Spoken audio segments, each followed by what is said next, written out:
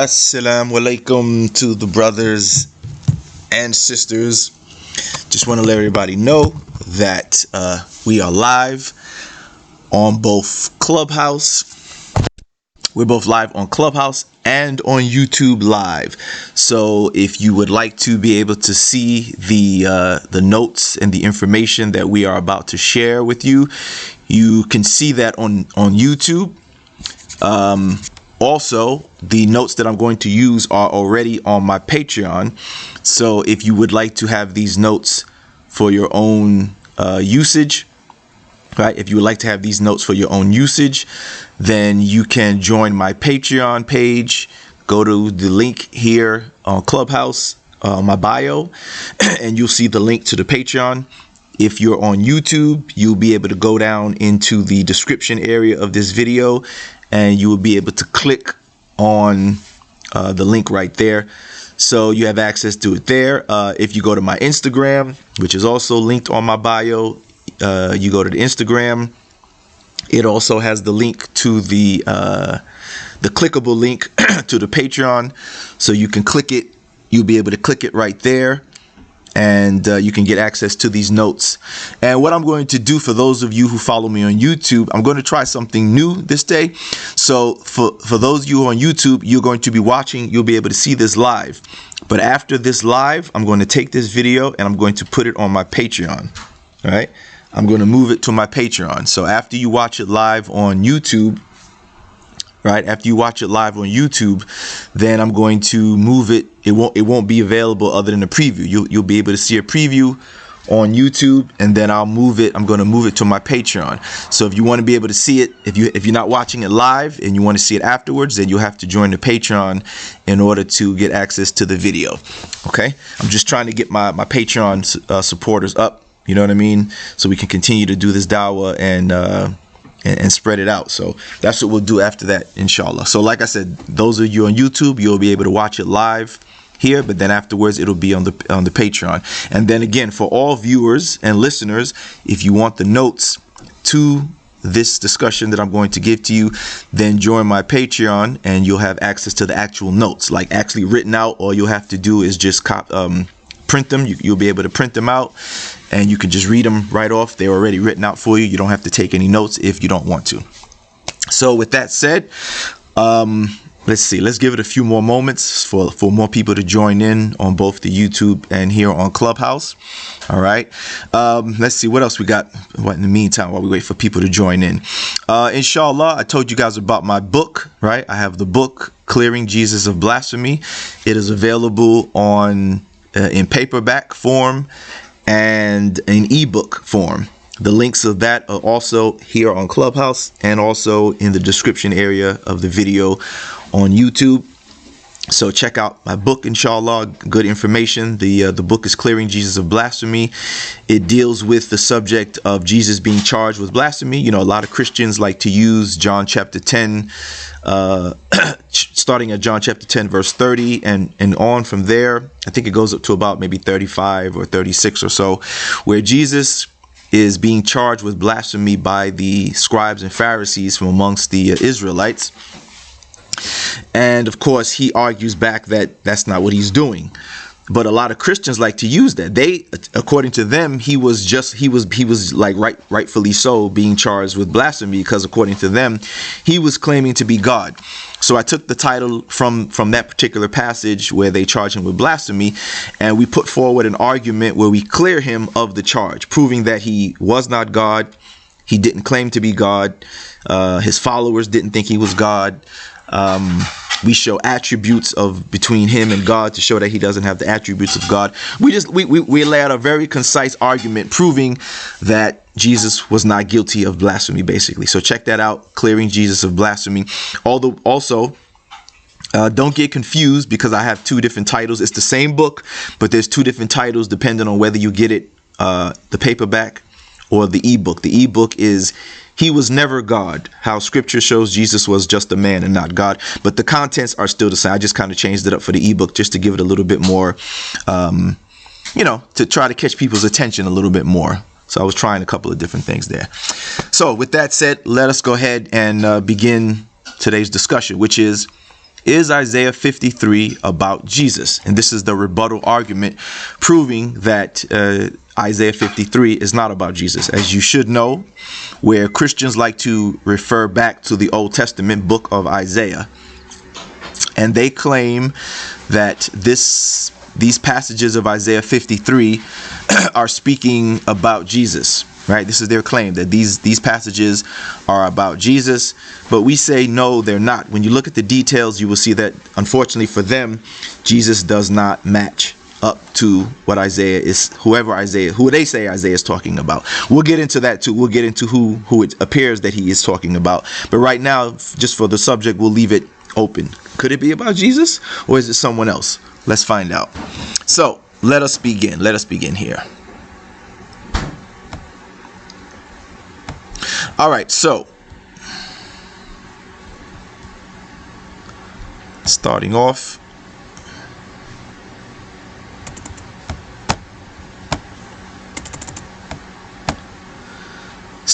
at the beginning. Oops, I got my notes here.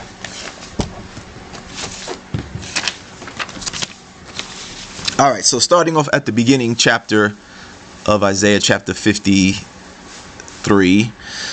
The first verse reads that who has believed our message, and to whom has the arm of the Lord been revealed? Okay, vague, doesn't give any specifics right there. Then the next verse, chapter 2, says he grew up before him like a tender plant, and like a root out of the ground. He had no beauty or majesty to attract us to him, nothing in his appearance that we should delight in him. Okay, so let's start there. Does this seem to fit what we are told about Jesus in what we are told about Jesus in their scriptures? Right? Let us examine.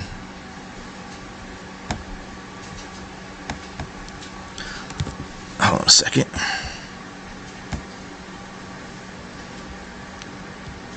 Okay, so let us examine. Let's examine these claims and let's see if that matches up to that particular claim. All right, so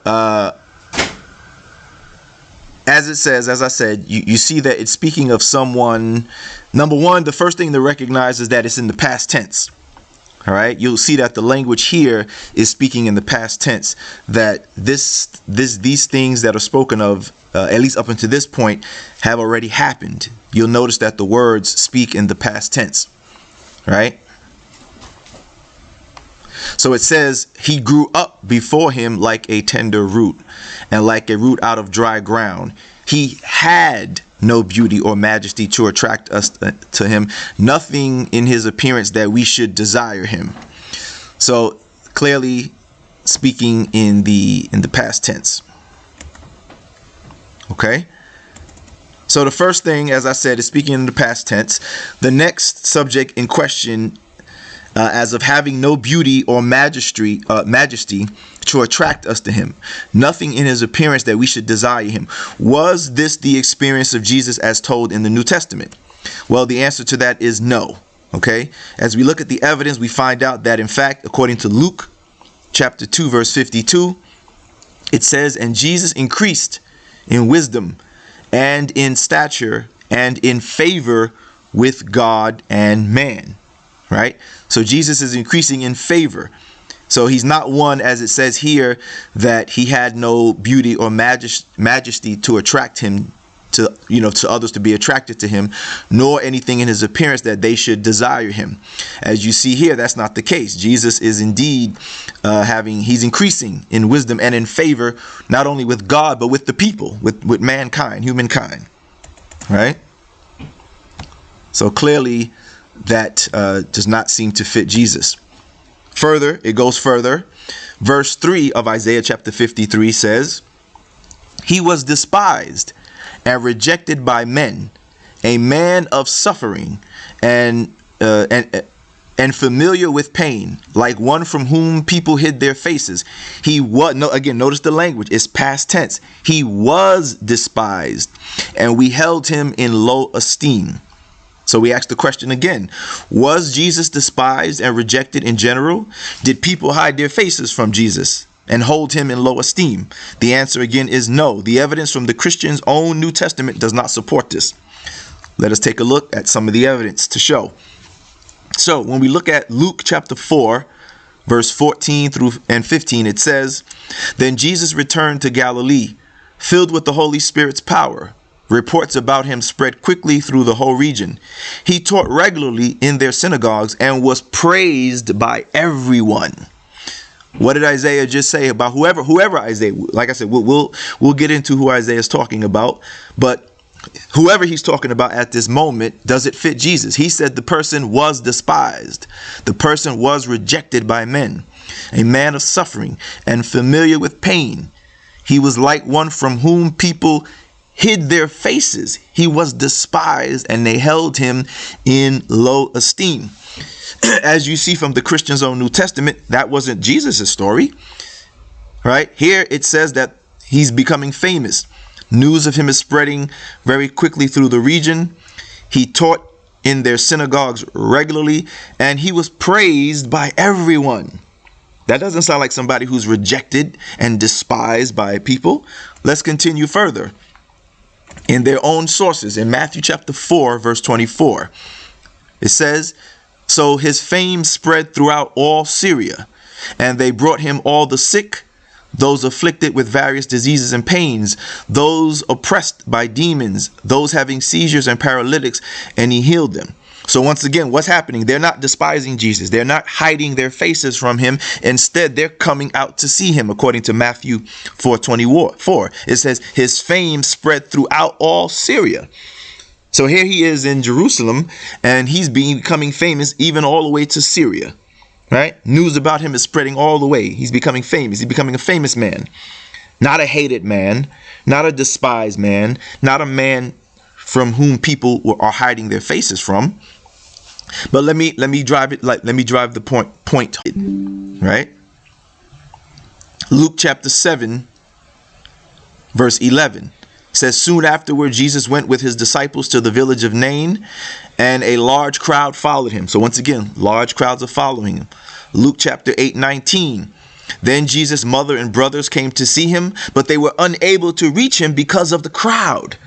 The crowd is so big that his mother and his brothers can't even reach him. They can't even get to him because the crowd is just so tremendous. Again, Isaiah says the person was despised and rejected.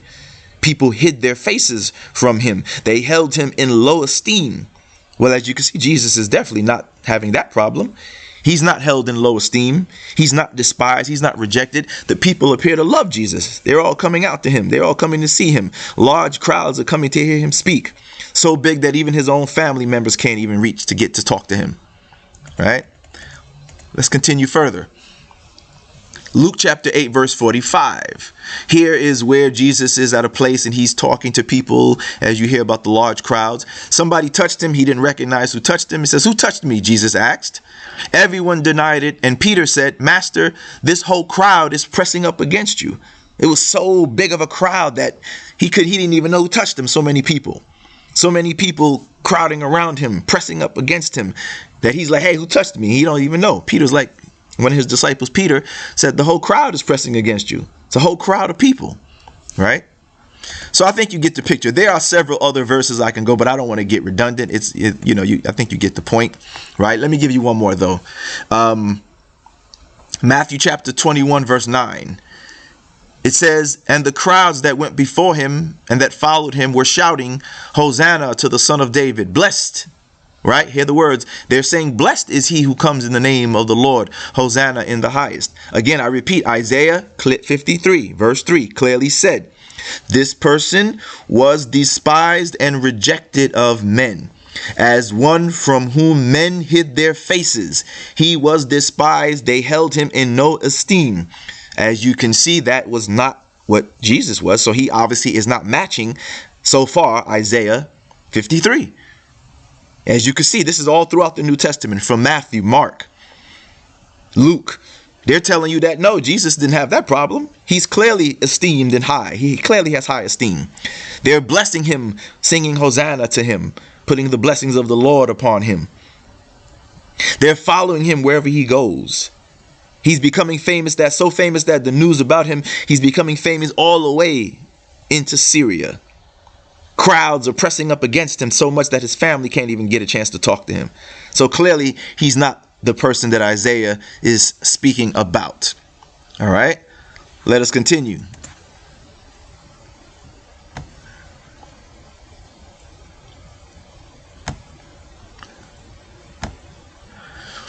So let us continue. We are in Isaiah chapter 53. We're moving on to verse 4. Moving on to verse 4.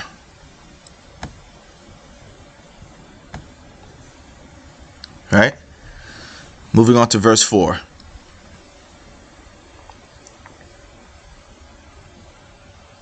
So in Isaiah 53, verse 4,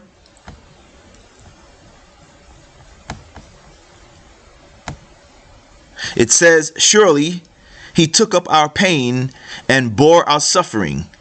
Yet we considered him punished by God, stricken by him and afflicted. But he was pierced for our transgressions. He was crushed for our iniquities. The punishment that," and by the way, this is Isaiah 53, 4 through 6, right? The punishment that brought us peace was on him, and by his wounds we are healed. We all, like sheep, have gone astray. Each of us turned to our own way, and the Lord has laid on him the iniquity of us all. So, as I say here is where we see the Christians begin to tell their story of Jesus to seemingly fit, right? Because the words seem like it possibly could match to Jesus, right? Somebody who's afflicted because of others, and he's crushed for the wrongdoing of other people and things like that. So the Christian writers of the New Testament attempt to seemingly fit Jesus to this part of Isaiah. However, when we look at the Jewish commentary about these verses, right, they say that this shows that the servant suffered as a result of the evil deeds done to him by the Gentiles, right? The Gentiles covered up their own misdeeds by persecuting the servant. In this way, they were healed by his stripes. You can. This is the reference that I use to get the Jewish understanding, is from the book "The Jew and the Christian Missionary: A Jewish Response to Missionary Christianity" by Gerald Siegel, page 43. Okay, so this is how it's understood, as you just heard, right? That the Gentiles covered up their own misdeeds by persecuting the servant, and in this way they were healed by his stripes, right? However, yet and still, if they claim that Isaiah 53 is about Jesus, should not Jesus hit all the marks, right? Instead of just picking and choosing things that seem to fit him, right? Certain parts that they seem to pick and choose that seem to fit Jesus. But of course, we know that as you know, the New Testament obviously comes after the book of Isaiah. So anybody can easily write a story and then try to make it fit to something that comes before it, right? But as we will go through this, as I demonstrated, you see that so far Jesus doesn't fit it, right? You see, if they want to claim that this is about him, then he needs to fit all the marks. You can't say, well, yeah, those parts don't match, but here's this little part that seems to fit him. No, if you're saying that this chapter, because the Christian claim is that the entire chapter of Isaiah 53 is about Jesus. That's what they claim. They claim the entire chapter. So I just went through the first few verses thus far to show that thus far it doesn't match. If you're claiming this is about him, then he should be able to match all of it, not just little parts that seem to fit. And as you can see from the Jewish interpretation of the scriptures, it doesn't fit even according to the interpretation. All right, but let's continue on. So now we go to verse 7, right? Isaiah 53 verse 7.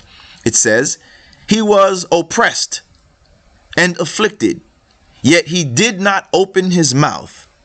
He was led like a lamb to the slaughter, and as a sheep before its shearers is silent, so he did not open his mouth."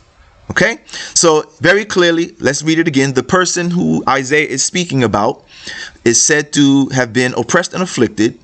And notice the words, yet he did not open his mouth. He was led like a lamb to the slaughter, right? We've all heard, you probably heard this expression that a person is led to the slaughter like a lamb, right? Meaning that there's no fight put up. There's no resistance. You go quietly to your fate, right? You quietly go and you accept your fate. There's no resistance. You don't put up a fight. You go like a lamb to the slaughter. Okay. And as a sheep before its shearers is silent. So he did not open his mouth. So that point is strong, right? It's clear that whoever Isaiah is speaking about says that this person, when he was about to be slaughtered or whatever the case may be, whatever he goes through, he kept his mouth shut. Notice it's emphasized throughout this verse. From the beginning, the middle to the end of this, they're making it clear that this person did not open his mouth at all, right? It's emphasized very strongly. However, is that the case of Jesus? In the Christian story, when Jesus is supposed to be tried and put to death, did he remain silent? Did he go to the crucifixion, according to their story, quietly, without putting up a fight, with no resistance, humbly, no argument or anything? Is that the case? Well, of course, the answer is no. Let us look at the evidence to demonstrate that Jesus did not go to the slaughter quiet as a lamb, as Isaiah 53:7 says. Right? Let's take a look at it. In Mark chapter 14, verse 35 through 36. First, here we see that Jesus doesn't even want to accept this fate. He doesn't even want this. So this is a clear case that he's not even volunteering. He's not even voluntarily accepting this case. He's not voluntarily going to accept this fate that's upon him, according to Mark 14, 35 and 36. Here's what it says. It says, going a little farther, he fell to the ground and prayed that if possible, the hour might pass from him. They say he said, Father, he said, everything is possible for you. Take this cup from me, yet not what I will, but what you will. So it's clear he doesn't want it, right? It's clear he doesn't want. Now, yes, the Christian will say, well, you notice he said, not what I will, but what you will. Okay, true.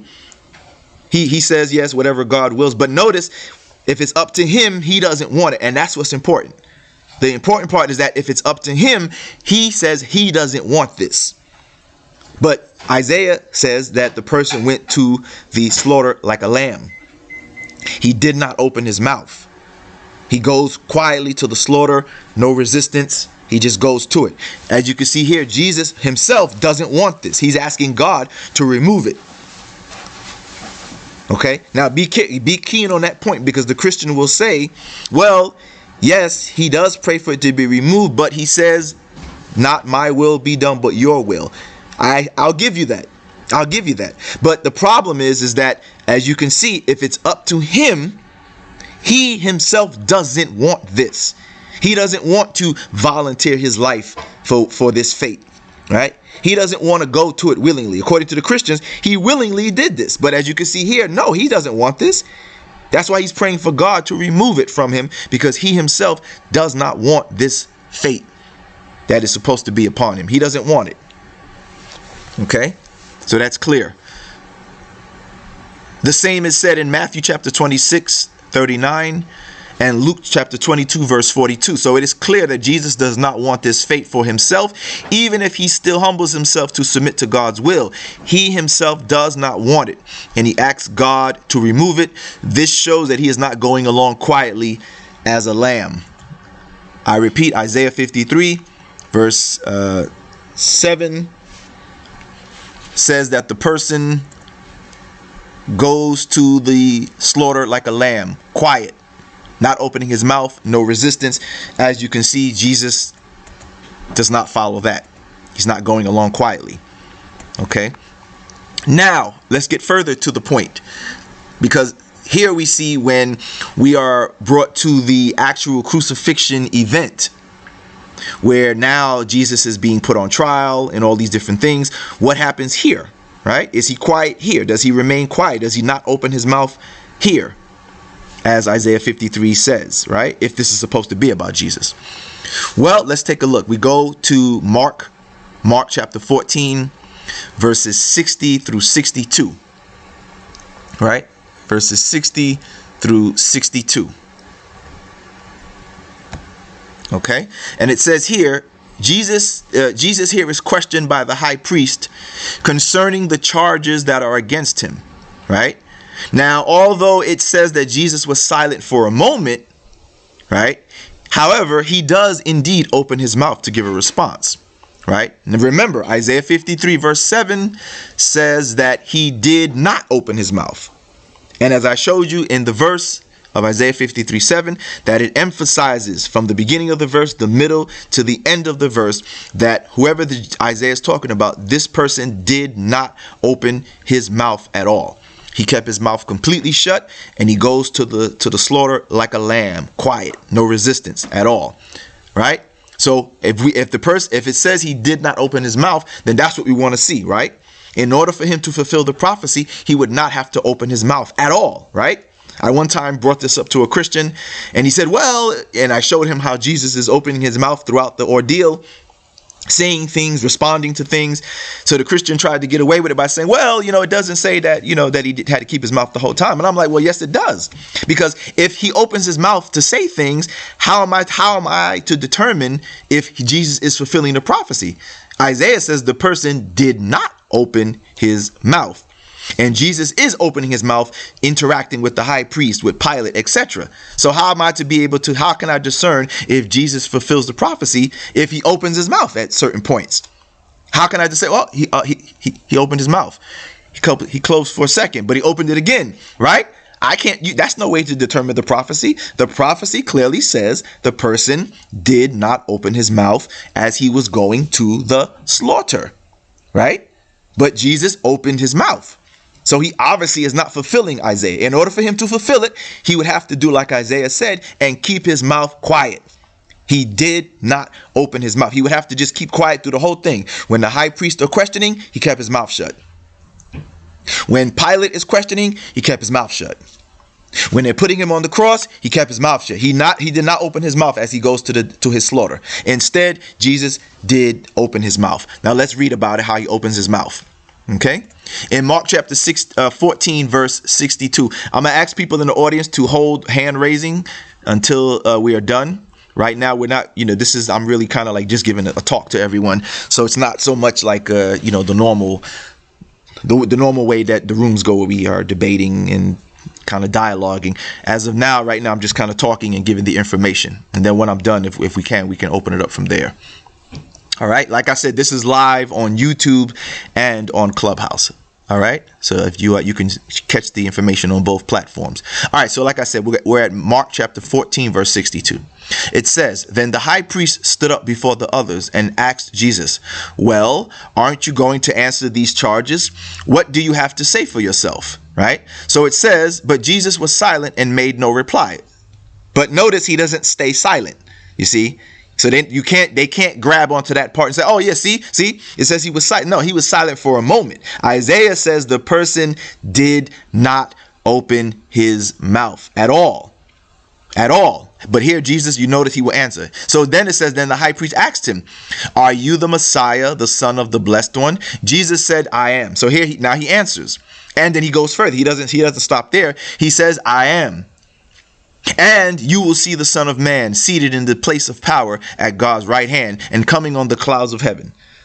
So now you see, so he kept his mouth quiet for a moment, but then he speaks. Again, Isaiah said he did not open his mouth. Jesus opens his mouth. So you get my point that if he opens his mouth, I can't say that he fulfilled the prophecy. Right? Because it said he's not supposed to open his mouth. If you open your mouth to say anything, well then, especially in the supposed death sentence part, going to the slaughter, then how can I determine if you fulfilled the prophecy? I can't, obviously, because you're not giving me anything to go by. You're opening your mouth. Now, if you remain quiet through the whole thing, then I could be like, oh yeah, he remained quiet. He never said anything. So he must fulfill it. But as you can see, Jesus opens his mouth. All right. Let's continue on. In Matthew chapter 26, verse 62 to 64, it says, then the high priest stood up and said to Jesus, well, aren't you going to answer these charges? What do you have to say for yourself? Once again, and I'm reading the different gospels.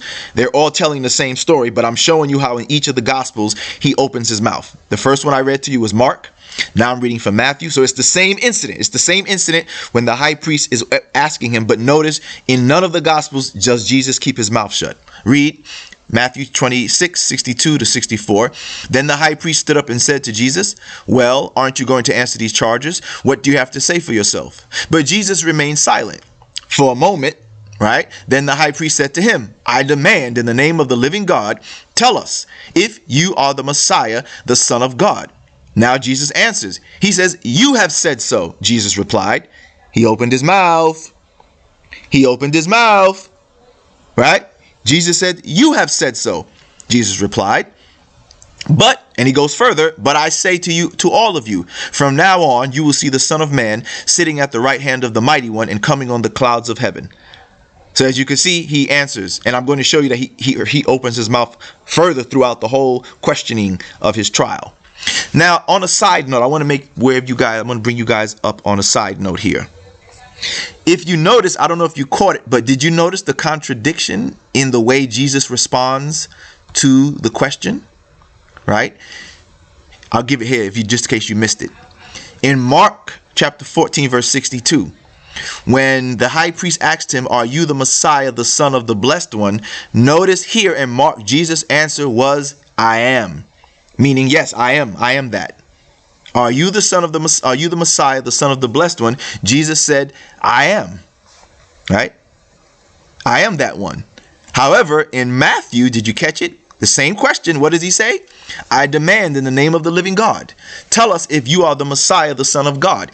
Now here Jesus says, you have said so. So hold on a second. Now what does that mean? Right? You have said so. In the other one, he says straightforwardly, yes, that's me. I am. But here he says, you have said so. To me, that seems like you ever see when somebody accuses you of something and you're like, hey, you're a thief. And you're like, yeah, that's what you say. Right? That's what you say. Right? So it's like you're throwing it back at them. Like, yeah, that's what you're saying about me. It doesn't mean I accept your charge. It doesn't mean that I accept what you're saying about me. I'm saying that's what you say. You're a thief. You're an idiot. You're a bum. You're a jerk, whatever. Yeah, that's what you say. That's what you say. That's what you say, right? That's a way of throwing it back at the other people. That's a way of throwing it back at them. That doesn't mean you accept it. That's just saying, hey, that's what you say.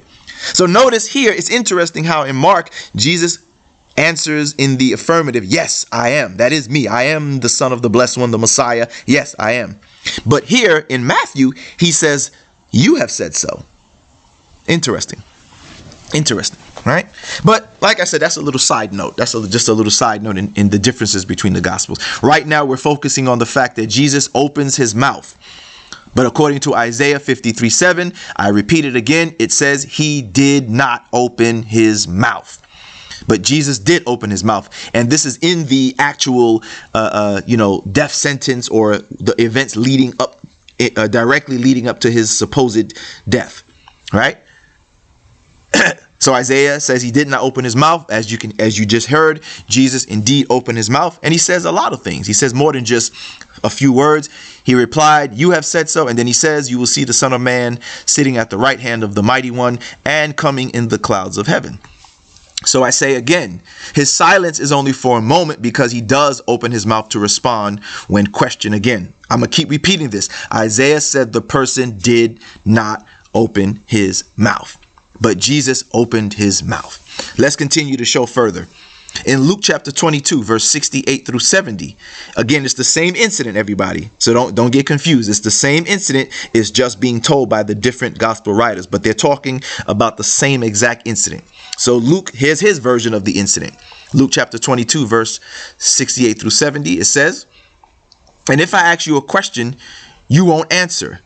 But from now on, the Son of Man will be seated at the right hand of the mighty God. They all asked, are you then the Son of God? He replied, you say that I am. So Luke has it the same way. Mark says Jesus accepted it and said, yes, I am, when they asked him. Both Matthew and Luke, however, say Jesus says, you say that I am. Right?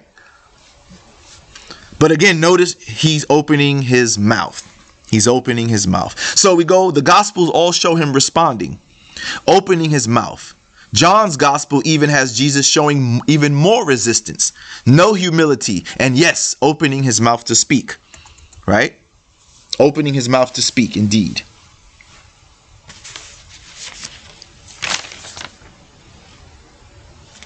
Right? So, again, because again, Isaiah points out, again, he says he was oppressed and he humbled himself, right?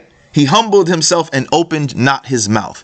But as you're going to see John even takes it a step further, that Jesus is definitely not humbling himself, and he is definitely arguing and fighting, not fighting physically, but arguing back with them, and he's opening his mouth, of course. So here's what it says in John chapter 18, verses 19 through 23. Again, same incident told by each of the four gospel writers. Notice the slight differences that they all have here, right? So here it is. John 18, 19 through 23 says, meanwhile, the high priest questioned Jesus about his disciples and his teaching. Jesus replied, everyone knows what I teach. I have preached regularly in the synagogues and the temple where the people gather. I have not spoken in secret. Why are you asking me this question? So as you can see, he's clearly opening his mouth and he's saying a lot, right? He's saying a lot, right? Ask those who heard me, Jesus says. They know what I said. When Jesus said this, one of the officials nearby slapped him in the face. Now, this would have been a good time when you get slapped, you keep quiet, right? To show humility. So, you get slapped in the face, you're quiet. However, John says, no, Jesus did not slow down. Jesus did not back down. When he was slapped in the face, it says, is this the way, this is Jesus speaking, is this the way you answer? Oh, I'm sorry, no, this is the person who slapped him in the face. He got slapped in the face, and then the official who slapped him said, is this the way you answer the high priest? He demanded. Then Jesus responds, if I said something wrong, Jesus replied, testify as to what is wrong. But if I speak the truth, why did you hit me? So here he doesn't back down. He gets slapped in the face and he doesn't back down. He speaks even more strongly, telling them, if I said something wrong, then you can, you got that against me. But if I'm saying the truth, why did you hit me? See, he's bold. He's not backing down. He's not keeping his mouth quiet. He's not humble, as Isaiah 53 verse 7 says of whoever Isaiah is talking about. But whoever he's talking about, it obviously and clearly is not Jesus. Right? So even after getting slapped in the face, he does not silence himself like a lamb to the slaughter. He does not humble himself. He does not keep his mouth shut. No, here he answers back boldly. Further still, in John 18, 24 through 38, Jesus is questioned even more. Now the Jews hand him over to Pilate, Pilate being the governor of the area, right? And even here, he's not silent. Here he still is not silent. So it says, like I says, John 18, 24 through 38. I'm not going to read all of it, but basically that's the context, that the Jews, after they question him and smack him and all this stuff, and he's answering back, he doesn't keep his mouth shut, he opens his mouth. Then they turn him over to Pilate, the Roman governor. And even in front of Pilate, the Roman governor, Jesus still opens his mouth, right? And he opens his mouth enough that Pilate declares that Jesus is innocent and actually says, I see no reason to charge him, right? That's John chapter 18, verse 38, where Pilate clearly says, hey, this man is innocent. I don't see any reason to charge him. I have no reason to condemn him, right? So Pilate basically declares Jesus is innocent. So Jesus, therefore, cannot be the fulfillment of Isaiah 53. He's missing all the marks here, right? He's not fulfilling the prophecies. And as I said, the Christians like to focus on little parts. Oh, it says here that he will bear the iniquities of others. It says here, little things. But how can I take that to be Jesus if he's missing the whole chapter, right? How can I take that to be him when he's missing the majority of what this chapter is saying about whoever it's talking about, right? If it's supposed to be about him, shouldn't he match everything, right? Why is it that you're only picking these little things but ignoring that all these other things that I presented, Jesus doesn't match? He's not matching up to what Isaiah 53 is saying in its totality, right? So let's continue on, right? So and when you turn to Matthew chapter 27, verse 12, when he was accused by the high priest and the elders, as I said, it says that he gave no answer. And then in Mark 15:45, same thing. So again, but notice he's only silent for a moment. So again, Pilate asked him, aren't you going to answer? See how many things they are accusing you of, right? But here they say that Jesus still didn't reply. But as he goes on and continues the conversation with Pilate, he speaks enough with Pilate, and then Pilate says, this man is clearly innocent. I don't see any reason to charge him. And of course, if you know the story, he only charges him because the Jews are calling for it. That's it. But he declared Jesus innocent. He questions Jesus and Jesus answers him, and he basically shows that he is an innocent person. All right. So he had and he had already answered him too. See, when you get to the part that I just read in Mark 15:4-5, and in Matthew 27:12, Jesus had already answered all the charges, right? He's already answering all these things. He already spoke. He opened his mouth. He already said that, these are the things that you say, and whatever the case may be. And Pilate says the man is innocent. Okay, so as I said, this still does not match the so-called prophecy of Isaiah, because Jesus already answered or replied just in the verses right before it. So right before Matthew 27:12 and the other verse that I read from Mark, he just got finished answering. So just because he's silent for that short moment afterwards, he already answered them. Again, Isaiah said the person did not open his mouth at all. Jesus already just got finished answering their charges. So it's not like that's going to match it. No, as I told you, in order for him to fulfill it, we would have to see that he kept his mouth quiet through the whole ordeal. When the high priest questioned, he's quiet. When Pilate questions, he's quiet. Instead, no, he's answering as you just heard me read. He's answering in between. He may be quiet for a moment, but then he answers. He might be quiet for a moment, but then he answers. Isaiah said he did not open his mouth. Clearly, Jesus is not the person Isaiah is talking about, as Jesus opens his mouth repeatedly. Okay, so as I said, he already opened his mouth with an answer. The same in Mark, right before verse 3 of chapter 15, verse 2 says, "Are you the king of the Jews?" Pilate asked, and Jesus says to Pilate, "You have said so." Once again, he's throwing it back at them. When Pilate asked him, he said, "You have said so." Jesus replied. It says it right there. It says it right there. Jesus replied. Jesus replied. It says it right there in their text that he replied. So I repeat again, I know you might be getting tired of me saying it, but I got to drive the point. I repeat, Isaiah says he did not open his mouth. But as you can see, Jesus had already opened his mouth with responses to the charges. So these parts still fail to show any match to Isaiah 53. So let's move on to the next verse, verse 8.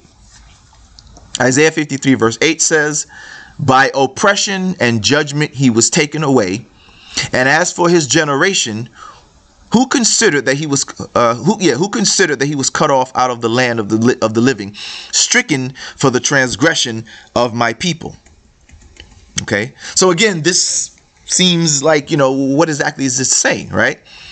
So according to the Christians, Jesus was supposed to have been an atonement for mankind's sins, right? But however, what you heard what I just read. This verse says nothing about the servant suffering to atone for the sins of others. Instead, as the Jews understand it, here is that the servant suffered as a result of what was done wrong to him. He's suffering because of the misdeeds of others. You see? Not that he is, as the Christians try to say, atoning for sins of others, because as I just read from Isaiah 53 verse 8, it doesn't say that. It doesn't say anywhere in that verse that whoever this is, that they are atoning for the sins of mankind. You see, it says, "By oppression and judgment he was taken away, and as for his generation, who considered that he was cut off out of the land of the living, stricken for the transgressions of my people." Okay, so we go to verse 9, Isaiah 53 verse 9. Here it says, "And they made his grave with the wicked, and with a rich man in his death, although he had done no violence, and there was no deceit in his mouth. So, does Jesus match to this? Right? Let's read it again so you can get the point. It says in Isaiah 53 verse 9, it says, and they made his grave with the wicked and with a rich man in his death, although he had done no violence, and there was no deceit in his mouth. All right, so let's see. First, we need to see, was Jesus' grave made with the wicked and a rich man? Let's check that part out first. Well, according to John chapter 19, verse 41, excuse me, I jumped ahead too far. According to Luke chapter 23, verse 53, it says that Jesus' grave was not made with anyone. It's a clear contradiction. Isaiah 53 verse 9 says that they made his grave with the wicked and with a rich man in his death, right? However, according to Luke chapter 23 verse 53, it says, then he took him, meaning the body of Jesus. This is this guy named Joseph of Arimathea. He was the man who allegedly took Jesus' body down off the cross and buried him, or put him in the tomb. But look what it says. Again, these are the Christians' own sources now, right? These are the Christians' own sources. It says, then he took it down, meaning the body, and wrapped it in a linen shroud, and laid him in a tomb cut in stone, where no one had ever yet been laid. Did you hear that? They laid him in a place where no one had ever yet been laid. Isaiah says they made his grave with the wicked and with a rich man. As you can see here, Jesus' grave was not with anyone. He's buried where no one is at. There are no other bodies in the tomb that Jesus' body is placed. So his grave is not with anybody. It ain't with a rich man. It ain't with a poor man. It ain't with a woman. It's with nobody. He's being laid in an empty tomb where only his body is at, according to Luke 23:53. Let's go further. We can also look at John chapter 19, verse 41. All right, we can look at John chapter 19, verse 41. And it says here, at the place where Jesus was crucified, there was a garden, and in the garden a new tomb in which no one had ever been laid. Again, Isaiah 53 verse 9 says, and they made his grave with the wicked and with a rich man in his death. But as you can see, Luke says Jesus is laid in a tomb or a grave where no one had ever been laid. That means there's no bodies in there. There are no other bodies in there. So that means he's not being laid with anybody. His grave is not being made with anybody, because he's in a new empty tomb. No other bodies had ever been laid in there. So there's no rich or poor or anybody in there, wicked or not. There's nobody in his tomb. He's being laid in a new tomb where no other bodies had ever been laid. Keep your eyes on that point. All right, so we gave you Luke, we gave you John. So as I show here, it says it clearly shows that Jesus is put in a grave where no one was ever laid. So it's an empty tomb or grave. No other bodies are there, nor does it say any other bodies were put in there with Jesus' body. Okay, so that's another key point. None of the Gospels say that other bodies were brought in with Jesus's body. Only his body is laid in there. It clearly says no other bodies were in there already, and nor does it say any other bodies were brought in with Jesus's body. Only his body is laid in this tomb. But Isaiah said, whoever he's talking about, his grave was made with the wicked and with a rich man.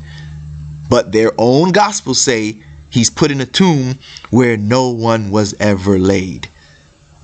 That means no other bodies were put in there.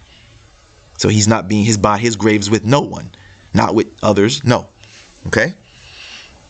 So I say this clearly fails to match what Isaiah 53 verse 9 says, which is that Jesus' grave is not with the wicked or with the rich. His grave is with just him alone. with just him alone. So therefore, he can't be fulfilling Isaiah 53 verse 9. Now let's go to the other parts of 53 verse 9 and let's see if Jesus matches here. The next part of Isaiah 53 9 says, although he had done no violence and there was no deceit in his mouth. Okay, so what I say here is that this also fails to match the New Testament version of Jesus. Now I'm clear to say New Testament version of Jesus. Of course, in Islam, we don't believe Jesus had done any lying or deceit or anything of this sort. However, though, the New Testament does not show Jesus that way. We can't say that for the New Testament, and I will show you the proof. Okay, so I repeat, what I'm about to show you, Muslims, people, brothers and sisters, don't be offended by it, because I'm showing the Christian version of Jesus. Their version shows that what Isaiah 53 is talking about, verse 9, it can't match Jesus. I'll read it again. Isaiah 53 9, we already dealt with the grave part. The next part of that verse says, although he had done no violence and there was no deceit in his mouth. As I said, Islamically, yes, Jesus did no, he didn't have any deceit. You know what I mean?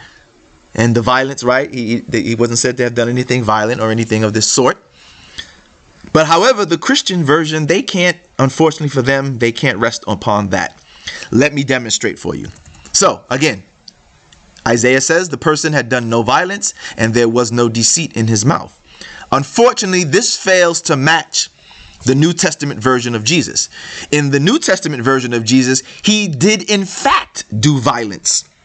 According to Matthew chapter 21, verse 12, it says, Jesus entered the temple and began to drive out all the people buying and selling animals for sacrifice. He knocked over tables of the money changers and knocked over the chairs of those selling doves. Now, he may be justified, right? He may be justified. We're not saying right now, we're not saying if that's right or wrong. We all agree that if you have a righteous position to, force people or correct or wrong or whatever, that, fine. Or especially a prophet has the authority. He might have to take forceful measures to correct wrongdoing and such. So I'm not saying right or wrong. I'm not saying right or wrong. But Isaiah says the person did no violence. This is clearly violent. Again, I'm not saying right or wrong. Don't get caught up on that. Pay attention to the violent part, though. He was, regardless of what you believe, whether he was justified in doing so, this was a violent act to go in a place and start knocking over tables and chairs. I always tell the Christians when I bring this up, if you feel that was nothing wrong about this or violent, I dare you to go into a church. For those of you who may be aware, sometimes churches have what they call bingo night. Interesting, right? That they have gambling in churches. But there are some churches where they have bingo night. They play that game bingo where you gamble for money, right? And they call out, you ever played it before? They call the numbers. And if you match all the numbers across the board or up and down or whatever, you win the money. Gambling. So that's gambling, right? So I say to them, I say, look, if you don't think that that's violent, I dare you to go into a church on bingo night. Or casino night. They even have casino night, strangely enough. Go to the church on bingo night or casino night and tell them you are defiling the house of God by gambling and playing games of money and chance in the church. And as you go in, start knocking over the tables. Start knocking over the chairs. Start throwing the bingo chips across the floor. I guarantee you they will call the police upon you and they will say you were being violent. You were being violent by knocking over tables and chairs and throwing all the bingo and casino chips on the floor. You would be charged with being violent. But Isaiah says this person did no violence. But as you can see, Jesus indeed is violent in this act. Let's read further just to make the point stronger. In Mark chapter 11, verse 15, it says, when they arrived back in Jerusalem, Jesus, again, this is the same story, just being told by all four gospel writers. They're telling the same incident, right? Jesus entered the temple and began, this is Mark speaking, or the writer of Mark, the writer of Mark. As you know, we don't know who these writers are, but whoever the writer of Mark is says that Jesus entered the temple and began to drive out the people buying and selling animals for sacrifice. He knocked over the tables of the money changers and the chairs of those selling doves. So again, very violent scene. But you know what? Let's go further. The book of John even ramps up the violence, right? The book of John ramps it up even more. Look what John says. In John chapter 2, verse 15, here it says Jesus made a whip. Now, the other gospel, he didn't have nothing. He just knocked over tables and chairs. In John's gospel, Jesus now, beyond just knocking over tables and chairs, now he has a whip, everybody. It says in John 2:15, Jesus made a whip from some ropes, and he chased them all out of the temple. He drove out the sheep and the cattle, scattering the money changers' coins over the floor, and turned over the tables. So in here, it's even more violent. Now he has a whip, everybody. So it wasn't just, grabbing tables and throwing them over, which is violent enough. But in John's gospel, Jesus has a whip. And he drives people out. He forces out the people and the animals out of the temple with the whip. Get out of here. Right? He has the whip driving them out. And then he starts knocking over tables and chairs. And as you heard, he threw the money. He scattered the money all over the floor. Imagine, picture that in your brain for a moment. Everybody do this. Muslim, Christian, atheists, Jews, whoever's listening. Picture that for your head in a moment. Close your eyes for a moment. Put yourself in that time period and imagine you were there watching Jesus do this. Imagine you were somewhere in the vicinity. Imagine you were in the temple itself doing whatever. And all of a sudden you hear this loud ruckus. You hear tables being knocked over. Boom, boom, boom, boom, bam. Chairs, bam, boom. Right? Money scattered all over the floor.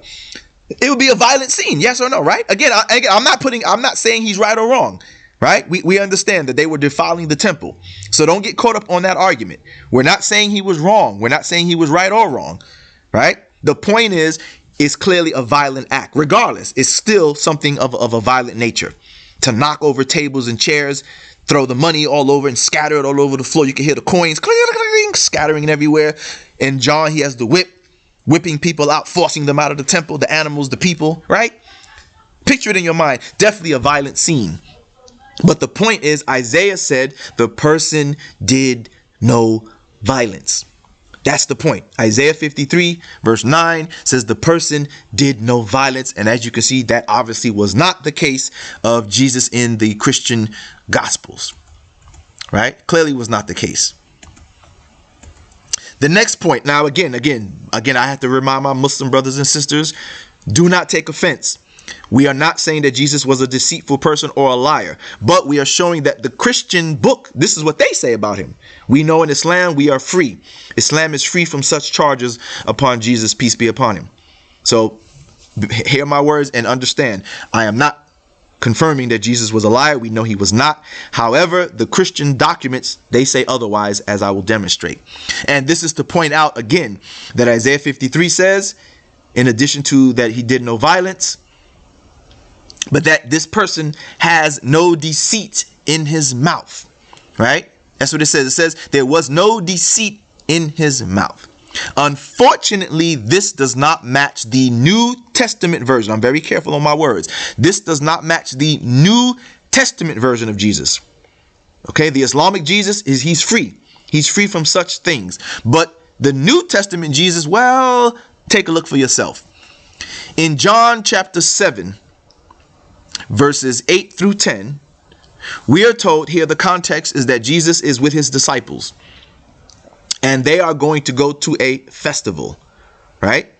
They are going to go to a festival. Let me read it for you. So it says in John chapter 7, verses 8 through 10, he tells his disciples, "You go on.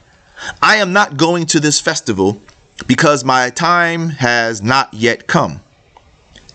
After saying this, he remained in Galilee.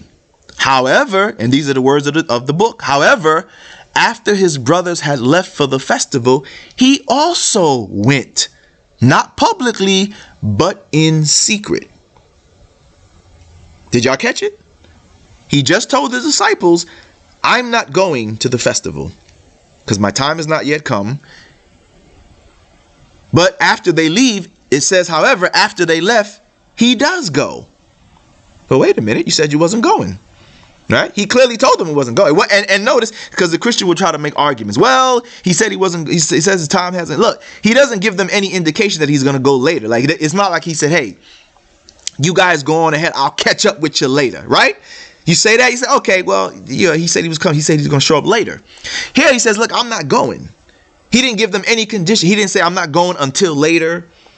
I'm not going right now. I'll catch up with you later. No, it says that he told them that I'm not going. And then after they leave, he goes. And to make the point stronger that obviously there was some deceit here, is that he goes, and it says, but he goes in secret. Right? So that means even if he goes, he doesn't want them to know that he went, because he obviously told them that he wasn't going. So it says he goes in secret. So obviously he didn't want them to know that he was going. That's deceit, right? No matter how you cut it, sorry, Christians, that's deceit. He says, I'm not going, and then he goes, right? And then he goes. And like I said, it's not like he said, I'm not going, until later, or go ahead, I'll catch up with you guys, I'll meet you there. He didn't say any of that. And the fact that he goes, and notice how it says right after they leave is when he goes, right? However, after his brothers had left for the festival, he went also. Not publicly, but in secret. That means he still wants them what? Obviously, he still wants them to think that he's not coming, right? That's why he goes in secret. He doesn't want them to know he's there. Okay? The next one that the New Testament unfortunately shows that there was deceit in his mouth. And as I said, there's no way around this, right? He told his disciples he's not going to the festival. But clearly after they leave, he does go to this festival secretly. This is deceit. Isaiah said there's no deceit. There was no deceit in his mouth. Right? Let's take a look at a further example of this deceit that the New Testament puts upon Jesus, peace be upon him. Right? Further deceit is shown when we look at John chapter 18, verse 20. Right? John chapter 18, verse 20 is where we see further deceit being demonstrated. Right?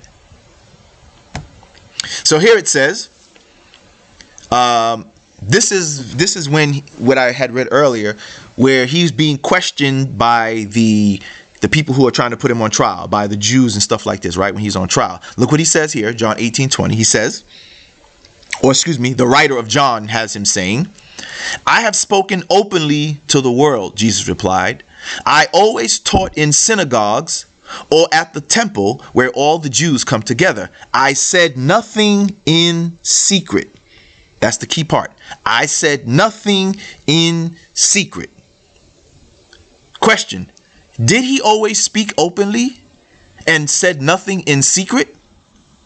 Well, not according to Mark chapter 8, verse 30 and Mark chapter 16, verse 20. Let's read it. Here it says, then he ordered his disciples not to tell anyone that he was the Messiah.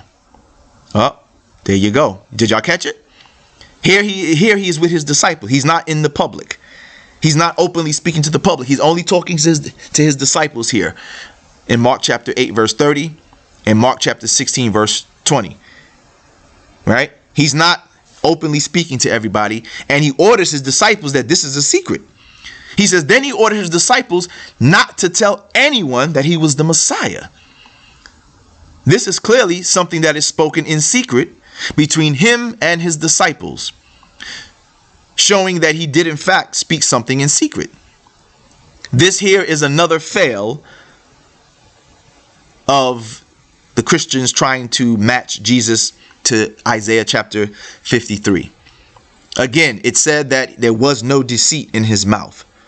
Here I gave you two examples, according to the Christian version, the New Testament version, that there are two examples of deceit. He says I wasn't going to the festival, and yet he still goes to the festival in secret. And then when he is questioned by the Jews in John chapter 18, verse 20, he says that he never said anything in secret. You said it, or you heard it, right? He said, I always taught in synagogue. Oh, excuse me, I keep saying that. The writer of John has him saying, I always taught in synagogues or at the temple where all the Jews come together. I said nothing in secret. I said nothing in secret. This is not true. According to Mark 8:30 and Matthew 16:20, he did say something in secret. He clearly spoke to his disciples in secret, telling them never or don't tell anyone that he was the Messiah. This is clearly something that he spoke in secret. Hold on a moment, please.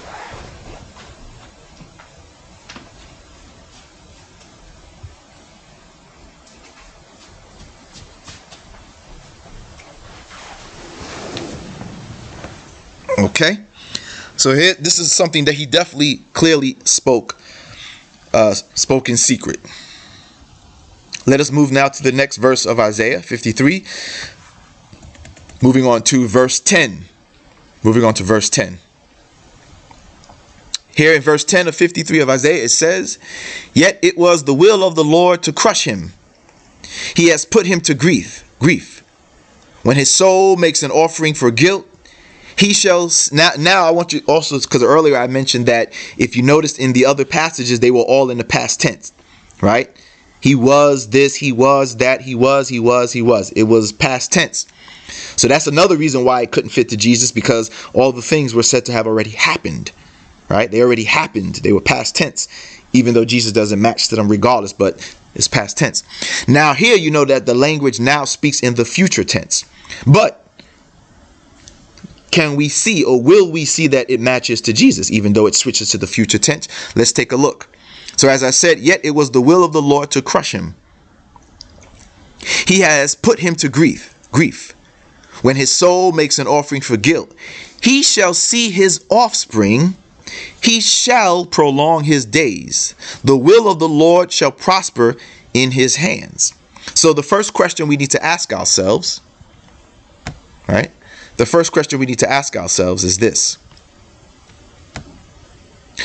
why would it be the will of the Lord to crush Jesus? Right? Isaiah 53 verse 10 says, "Yet it was the will of the Lord to crush him." So we ask ourselves, why would it be the will of the Lord to crush Jesus? First of all, according to Christian doctrine, Jesus is the Lord God himself anyway. So why would it be the will of the Lord to crush himself? Doesn't make any sense. But even if we were to separate, as they try to separate the Father and the Son, okay, fine. But still, why would it be the will of the Lord to crush Jesus when we were told that Jesus had favor with God? Right? Why would God want to crush somebody that he favors? According to Luke chapter 2, verse 52, Jesus increased in wisdom and in favor with God and with mankind. So why would it be the will of the Lord to crush a person that, according to Luke, God has favor with Jesus, or Jesus has favor with God? Why would he want to crush him? You see? Why would God want to crush who we are told was a mighty prophet in the eyes of God? According to Luke chapter 24, verse 19, right? Luke 24:19 says Jesus was a mighty prophet in the eyes of God. So why would Jesus be the fulfillment of Isaiah 53, verse 10, saying that it was the will of the Lord to crush him? Why would God want to crush such a man who has favor with him? Why would the Lord want to crush a man who in his eyes is seen as a mighty prophet of God? Why would God want to crush him? Luke 24:19. Also, we see that Jesus was innocent, right? Even the Christians agree that Jesus was an innocent man. So why would it be the will of the Lord to crush this innocent man who had favor with him, who is a mighty prophet in his eyes, who was innocent? Even Pilate said Jesus was innocent, right? Even Pilate declared that Jesus was an innocent man. So why would it be the will of the Lord to crush such a person? So it just doesn't make sense that Isaiah is speaking about Jesus and God wanting to crush him. All right. So let's go to the next part of it. So next, the Christian attempts to focus in on this part where it says his soul makes an offering for guilt. Right? Because of course that's the claim they make about Jesus, right? That, he offers he makes an offering for guilt. But Jesus, as I showed you earlier, he did not offer his soul for the guilt of others, right? In fact, he showed that he was not willing to offer himself at all. Remember what I read to you earlier in Matthew chapter 26, verse 39. It says that going a little further, Jesus, he fell with his face to the ground and praying to God, saying, "My Father, if it is possible, may this cup be taken from me. Yet not as I will, but as you will." So as you can see, he doesn't want this to happen. He says, let it be God's will, but he himself doesn't want it to happen. That's why he's asking for this cup to be taken from him. This shows that he's not willing. This shows that he is not making himself an offering for the sin or for guilt or whatever way they want to interpret it. Because if he was, then you wouldn't ask God to take it from you, right? You would just say, well, this is what I'm here to do. This is my fate. I accept it. And it is what it is. Instead, he's praying to God so strongly that he says he fell on his face. He put himself in the most humblest position with his face to the ground, just like how Muslims pray, by the way. Right? When you're showing complete humility by bowing down, putting your face to the ground in front of God. Jesus is said to have done this. And then he asks God to remove this cup. May this cup be taken from me. He doesn't want it.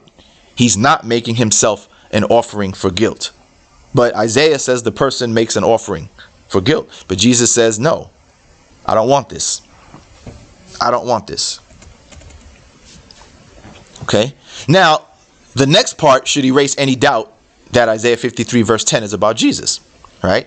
Here, it says, it now speaks in the future tense, as I said, and it says, he shall see his offspring. Now, this is clear proof that Isaiah 53, the whole chapter, nor even verse 10 is about Jesus, right? Like I said, the Christian will try to focus on the offering part. He makes his soul an offering for guilt. But again, how can you claim that this is about Jesus when he misses all the other parts of it, right? He's missing all the other parts of not only this verse, but the rest of Isaiah 53. So you can't cherry pick and say, well, yeah, he misses everything, but he gets these one or two parts. So that's about him. No, if you claim this is about him, then he should be able to fulfill the whole thing, since you claim that this whole thing is about him. But as I demonstrated, that's not the case. So, as I said here, now this part says, he shall see his offspring. In other words, the person Isaiah is talking about is going to see children of his own children, his own offspring, his own descendants and such, right? And for clarity, here the literal word is children, his seed, right? The Hebrew word that's used here is the word zerah, right? That's the Hebrew word that's used for seeing the seed, the children. And it means, when you look it up, it means actual and real children, offspring, descendants. Meaning real people who are of your descendant, your children, your offspring, your seed. Right? You can look this up yourselves. A good source is blueletterbible.org. If you go to blueletterbible.org, go to type in Isaiah 53 verse 10. Then you click on where it takes you to the Hebrew, because the Old Testament was written in Hebrew, for those who don't know, or at least the original one is said to be in Hebrew. And then you go to that word where it says he shall see his seed. You will see that the Hebrew word there is zerah, and it means literal, actual children. Now, everybody should know the answer to this. Christians, everybody, right? You all know that Jesus never had any children, right? According to the Christian story, Jesus never had any children of his own. But Isaiah 53 verse 10 says, whoever he's talking about, this person shall see his offspring, his children. Jesus didn't have any children, Christians. So how is Isaiah 53 talking about Jesus when he had no children, right? Now, here's the thing that Christians may say. They may say, well, those who follow Jesus are his spiritual children, perhaps. Maybe they'll try to use that argument, that this is a reference to symbolic spiritual children of Jesus. Well, unfortunately, this fails as well. Because, as you should know, you Christians say Jesus is the Son of God. Right? You don't think he's the Father, at least the majority of Christians. We have met some Christians here on Clubhouse who strangely claim that Jesus is the Father. Right? We've met a few of them. They claim that he is the Father. Okay? But we know the majority of Christendom says Jesus is the Son and the Father is a separate or different person. from the Son. And Christian doctrine says this as well, right? The Father is a separate and distinct person from the Son, vice versa, right? And vice versa. They are not one, and they are not each other, right? They are not the same person. The Father is not the Son is not the Father. They are separate and distinct persons. So again, if the Christian tries to say that, well, you guys are the spiritual children of Jesus, Jesus shuts this down according to your book. In Matthew chapter 3, verse 35, here it says, Jesus said that anyone who does God's will is my brother and sister and mother. Did you catch it? He said, if you do God's will, he's telling you, according to the writer of Mark, that you are his brother and sister and mother. Now, in this case, mother, because in the context, Mary was there, right? Mary was there, so he included his mother. That's what you are. If you do it, you're the will. If you do it, you're his brothers and sisters, basically. Notice he doesn't say you're his children, though, right? Notice he doesn't say that you are his children. He says, you who do the will of God, you are my brothers and sister. You're not my children. So even in a spiritual sense, you Christians cannot say that you are the children of Jesus, right? Even in, John chapter 20, 17 or 17:20. I always forget which one it is. But the verse where Jesus says that when he's talking to Mary Magdalene, he says, touch me not, and go tell my disciples that I go back to who? I go back to my Father and your Father. So he makes it clear that he's not your father. He says, I'm going back to my Father and your Father. Right? That's John 20:17. My Father and your Father. Or is it John 17:20? I always forget. Check both just in case. John 20:17 or John 17:20. I always forget. But you'll see there he talks about him having a father and that his father is your father. He, Jesus, is not your father. Very clear. He's not your father. So Isaiah 53 verse 10 cannot be about Jesus because it says this person shall see his offspring, and Jesus doesn't have any offspring. Even in a spiritual sense, he does not have offspring. Instead, you become his spiritual siblings, his spiritual brothers and sisters, but not his own children. Instead, you, like him, have a father, and your and his father is the same father, but he's not your father. Isaiah 53 verse 10 says this person shall see his seed. So Jesus didn't have any children, so Isaiah 53 can definitely not be talking about Jesus, especially in verse 10. All right. The next part of Isaiah 53 verse 10 says, he shall prolong his days. He shall prolong his days. Well, once again, Jesus' days were not prolonged. According to the Christian story, Jesus was killed. He rose on the third day, or 3 days later. And after a short period of after-death appearances, he is taken up to heaven, not to be seen again. So he did not have any prolonged days on this earth. Isaiah 53 is clearly speaking of a person having prolonged days. But Jesus did not have prolonged days on this earth. He's gone. He's not here. He hasn't been here for over 2,000 years. No prolonged days. Isaiah 53 clearly says not only will the person see his children, but he will have prolonged days. Jesus did not have prolonged days. He got killed. He is risen after, allegedly risen from his death. And he only stays a short period of time. And then he's gone. He's not here any longer. So he has no prolonged days. He has no prolonged days. All right. Next, we move to Isaiah 53 verse 11. Here it says, out of the anguish of his soul, he shall see and be satisfied. By his knowledge shall the righteous one, my servant, make many to be accounted righteous, and he shall bear their iniquities. Again, the statements in here are very vague. Of course, the Christian will get on what part? He shall bear their iniquities, right? They get on that one part. but it's still very vague, right? As we demonstrated, obviously Isaiah 53 is not talking about him. As I said, it's clear that Jesus had no children. It's clear his days were not prolonged. We went through the other portions of it, showing how he had matched the other parts as towards the beginning of the chapter, verses 3, verses 7, etc. We show he doesn't match. And as we wind down to the end of the chapter, we still show he doesn't match. Right? But let's examine verse 11. Let's examine verse 11. So once again, it says, out of the anguish of his soul, he shall see and be satisfied. It's kind of vague. It doesn't really give us much information. By his knowledge shall the righteous one, my servant, make many to be accounted righteous, and he shall bear their iniquity. As I said, the Christian will harp on the part where it says he shall bear their iniquities. But let's take a look at this. Let's take a look and examine.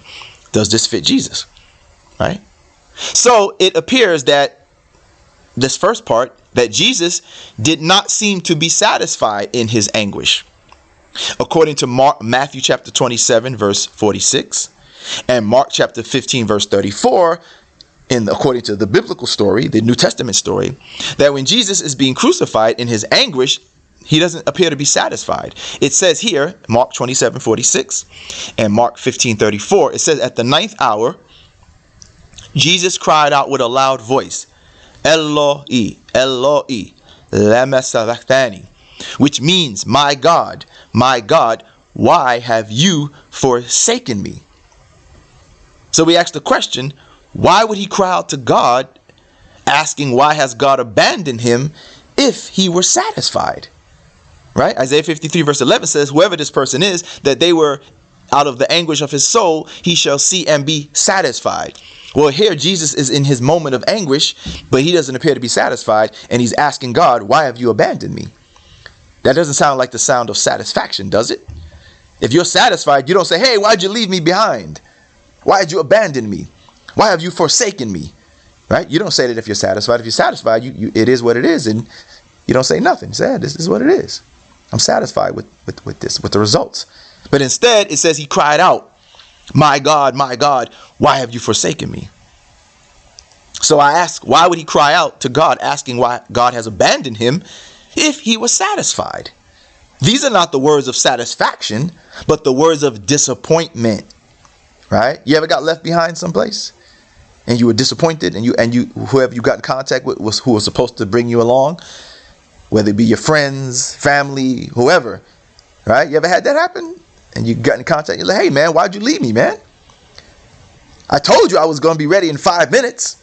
I told you I was coming downstairs in a minute. I told you, give me 10 minutes to get ready. Why'd you leave? Why'd you leave me behind? Why'd you abandon me, man? I told you to wait, right? You're upset, you're mad, because you're not satisfied with that. So here he's not satisfied in his anguish.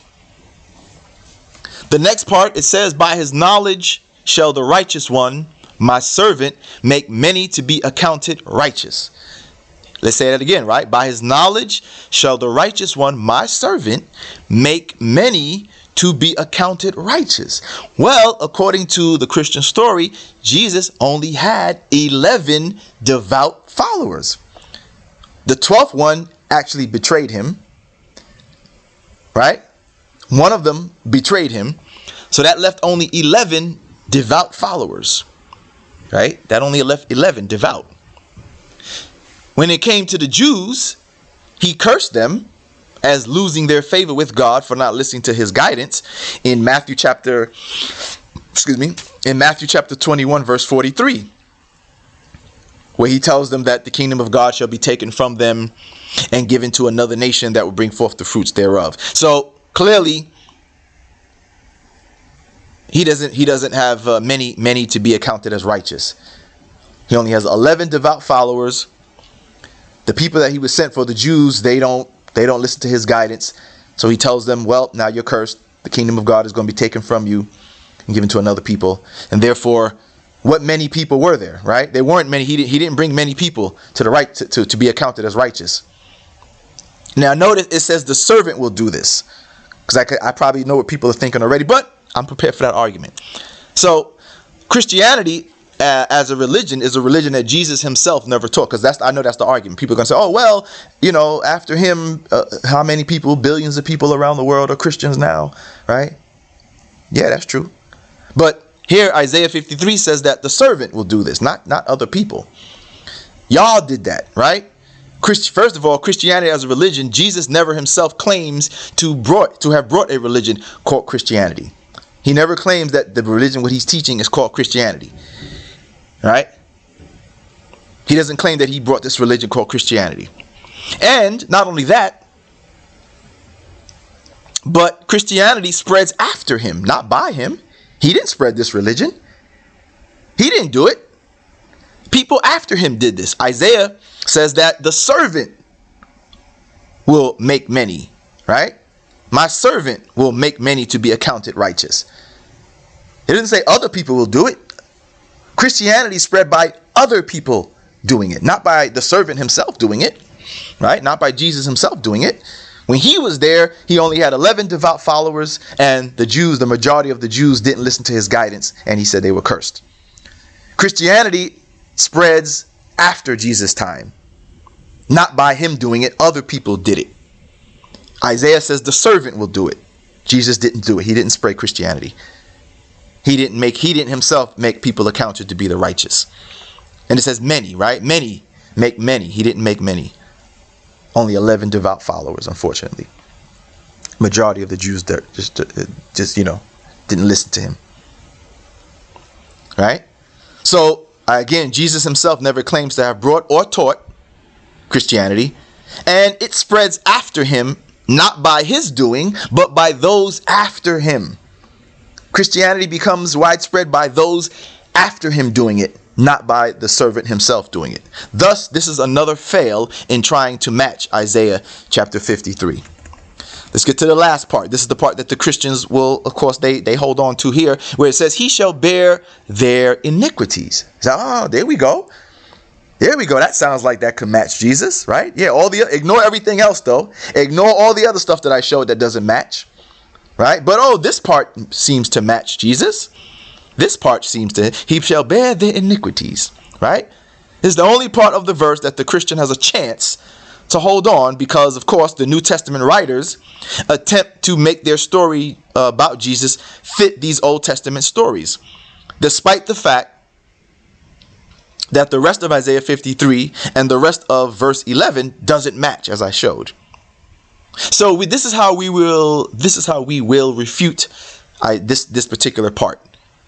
The question is, since it says he shall bear their iniquities, can Jesus or anyone bear the sins of another? Well, the answer is no. The answer is no. According to the Old Testament itself. Let's look at it. Excuse me, get a drink of water.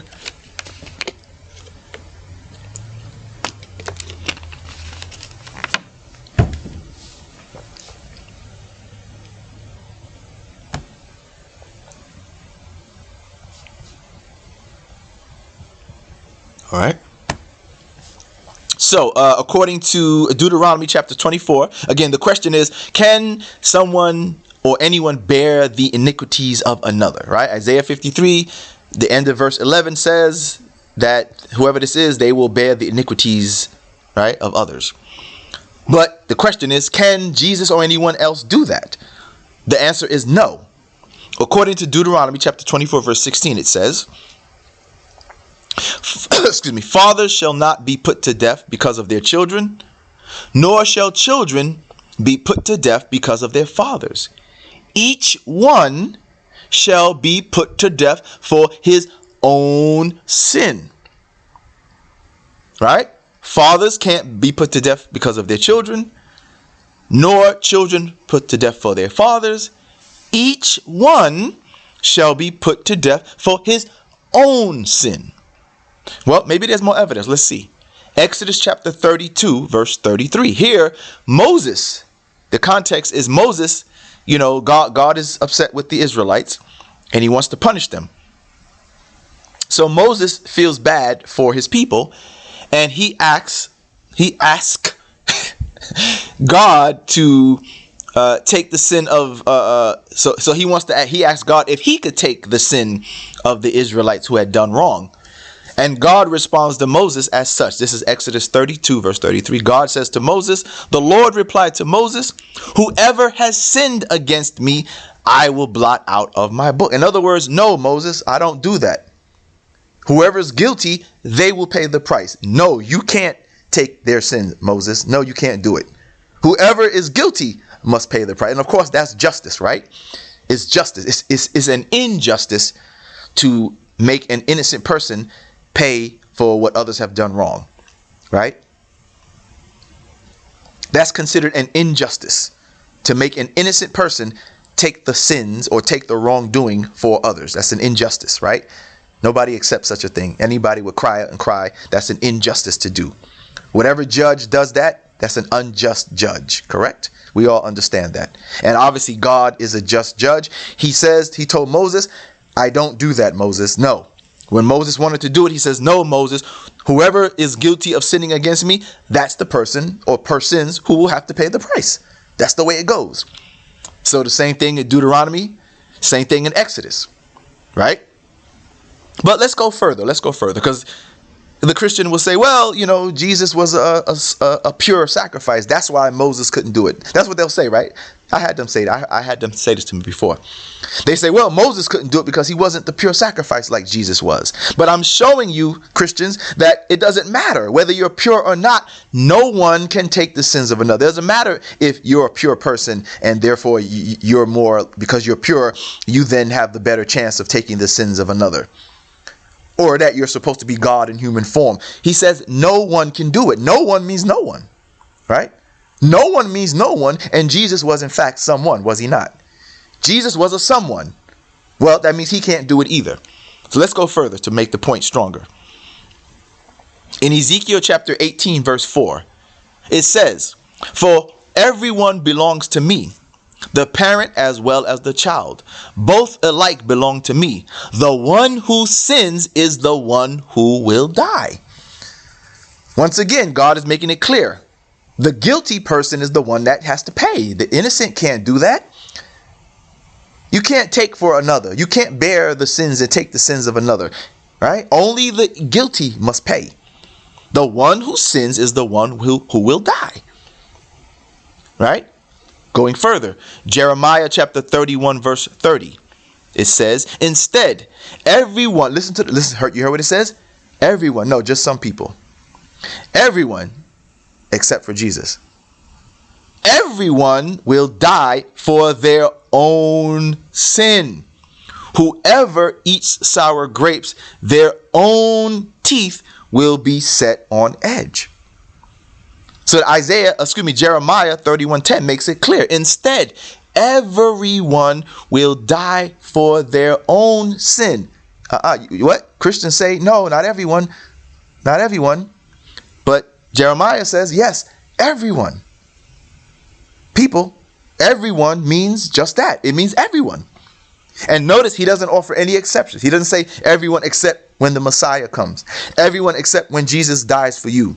Everyone except when God incarnates. Nope. Nope. It says everyone will die for their own sin. Whoever eats the sour grapes, their own teeth. This is obviously like an example. Their own teeth will be set on edge. That means you are responsible for what you do yourself. You will bear the consequences yourself. Everyone will die for their own sin. I repeat, everyone means everyone. Right? Let's go further. In Psalm chapter 49 verse 7, it says, truly no man can ransom another. What? But Jesus, right? No. Truly no man, and Jesus was a man. Christians say he was fully man. I know you say he was fully man and fully God, but he was still fully a man, you say. So if that's the case, truly no man can ransom another or give to God the price of his life. Again, no exceptions are given. It doesn't say except. accept the Messiah, accept Jesus when he comes, except if God is incarnate. Nope, it says truly, no man can ransom another or give to God the price of his life. Who? Someone? No, no man. One man? Nope, no man. The man Christ Jesus? No man. The man Jesus Christ? No man can ransom another. No man. No man means no man. So this is the refutation of Isaiah 53:11, because Isaiah 53 at the end of it says that whoever this is shall bear the iniquity. But throughout the Old Testament, as I just read to you, from Deuteronomy to Exodus to Ezekiel to Jeremiah to Psalms, we are told over and over and over again that God does not allow that. No one can bear the iniquities of another. No one can take the sins of another. Everyone means everyone will die for their own sins. Okay, that's clear. So as we see in these passages of the Hebrew scripture, shows God's way is that no one, Jesus included, cannot take the sins of another or ransom themselves for others' sins. And of course, that's justice from God. So here's what we have here. This presents a contradiction with Isaiah 53 verse 11 and these other parts of the Old Testament, right? As well as a refutation that Jesus could somehow bear the sins of others, when God over and over again says no one can bear the sins of another, and everyone will die for his own sin. So therefore, this refutes Isaiah 53:11 as well. The last part, that the person that he speaks of will bear the iniquities of others. Well, we see that that cannot be done. So not only does that contradict other parts of the Bible, of the New Testament, but it also refutes the idea that Jesus could do it as well.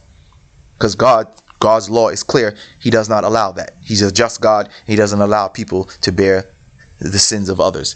Instead, everyone must pay the price for their own sins. All right. So now we move to the last verse of Isaiah 53 as we wrap it up. Isaiah 53 verse 12. This is the last verse of the chapter.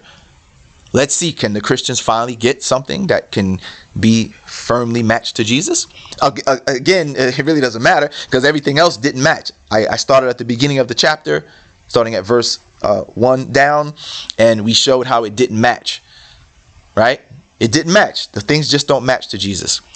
But how about verse 12, the last verse of the chapter? It says in Isaiah 53 verse 12, "Therefore I will divide him a portion with the many, and he shall divide the spoil with the strong, because he poured out his soul to death, and was numbered with the transgressors. Yet he bore the sin of many, and makes intercession for the transgressors." Right? So, of course, the Christian likes to hold on to the part that says that he, well, particularly the part where it says he bore the sin of many. We already dealt with that. It can't be done. All right. But let's take a look. Let's go through the verse point by point and let's see. So, if Jesus is God, as Christians claim, why would God be dividing himself a share of portions with others? It makes no sense for God to be rewarding himself, right? Because here it says that this person is going to be rewarded by God. Let's read it again. Isaiah 53 verse 12. "Therefore, I will divide him a portion with the many, and he shall divide the spoil with the strong." So again, if Jesus is God, as Christians claim, why would God be dividing himself a share of portions with others? It makes no sense for God to be rewarding himself. Like, why would he do that? Why would he have to reward himself by dividing up the portions and the spoils with the strong? Why would he do that when he's God Almighty? Right? So it just doesn't make any sense that this would fit to be about Jesus, because according to Christians, Jesus is God, and of course God owns everything. Right? He's the controller and the owner of all. So why would he have to divide himself a portion of the shares with the spoils, and the spoils with others? It just doesn't follow if Jesus is God, and if this is who Isaiah is talking about. Obviously, he can't be talking about that, because Jesus is God according to Christians, right? The next part, it says, we ask, how about when it says when he poured out his soul out to death? What does that mean? Right? Well, what does pouring the soul out to death mean? You see, in the Bible, you need to understand that death is not always literal in the Bible, right? I already gave you verses above that showed about the sin, right? How it says the person who sins will die, right? Over and over again. The person that sins will die. The person that sins will die. But as you should know, that means dying in a spiritual sense. It's not talking about the person's ending of their physical life, right? It's talking about the spiritual death of a person. That when you sin, you die, but not literally. How do I know this? Well, let's examine the scriptures to see. Their scriptures to see, right? Right? To show that death is not always a literal thing in the Bible. So as I said, I gave you verses above that already demonstrated this.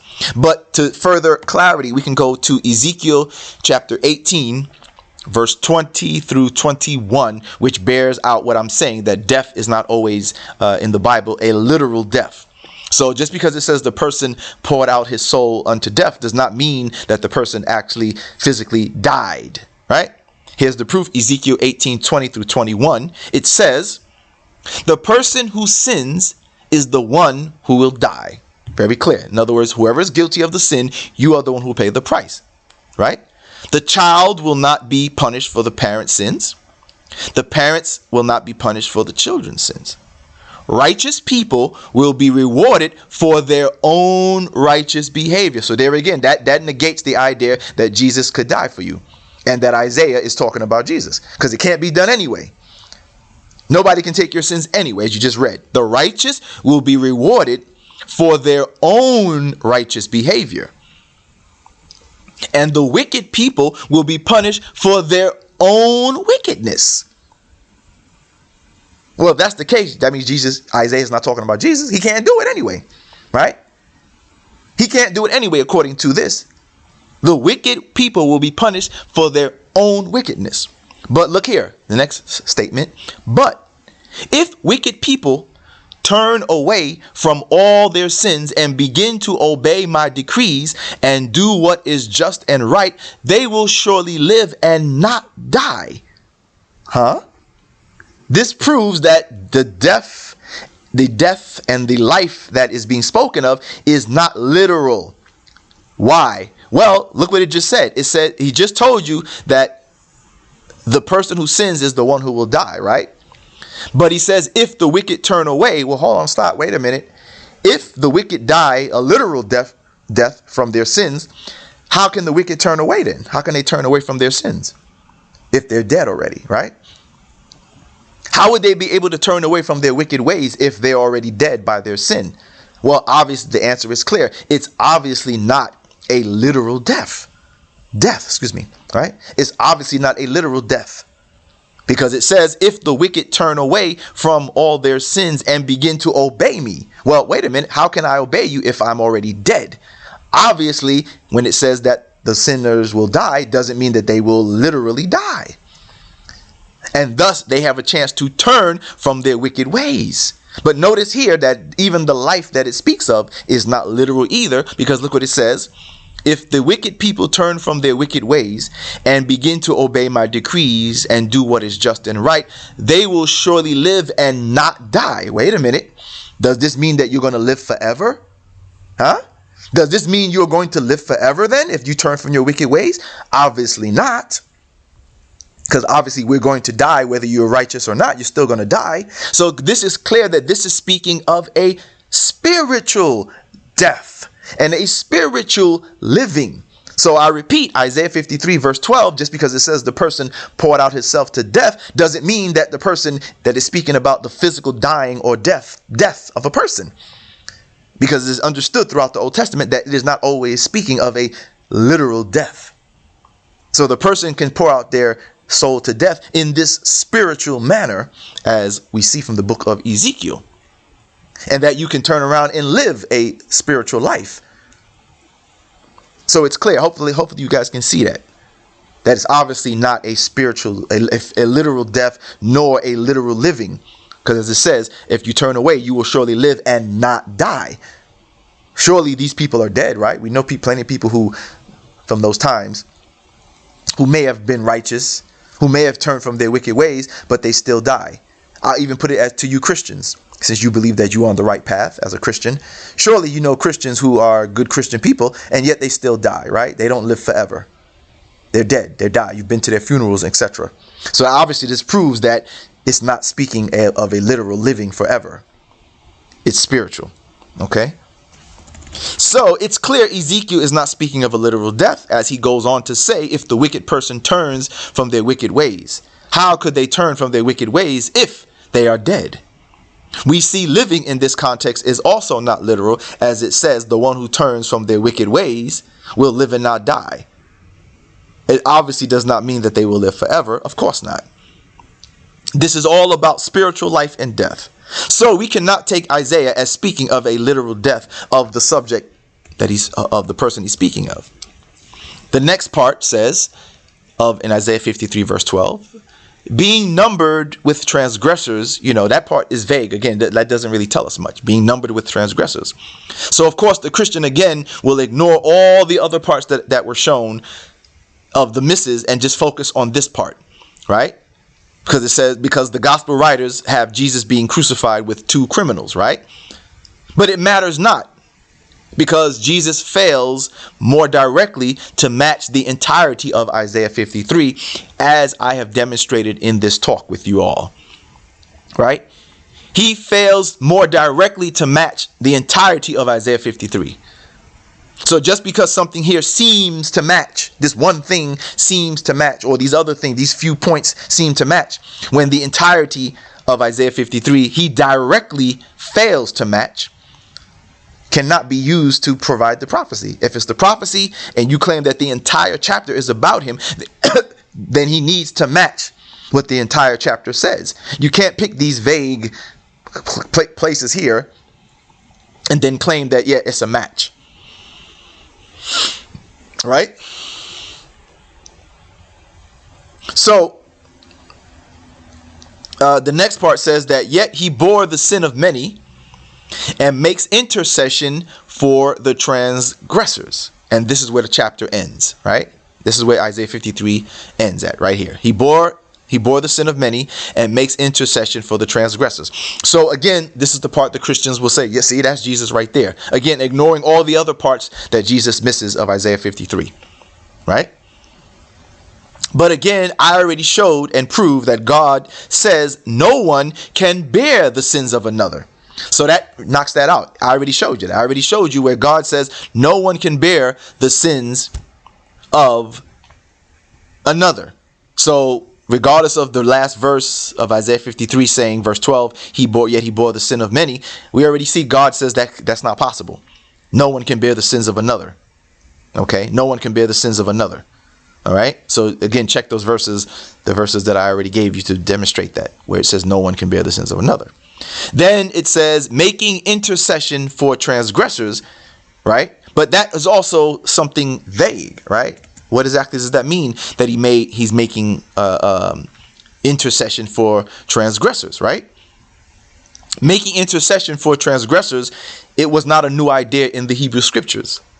See Jeremiah, for example, Jeremiah chapter 29, verse 7. Here it says, where Jeremiah is talking to the people who were exiled and they're going to another city. And look what he tells them. He says, but seek the welfare of the city where I have sent you into exile, and pray to the Lord on its behalf.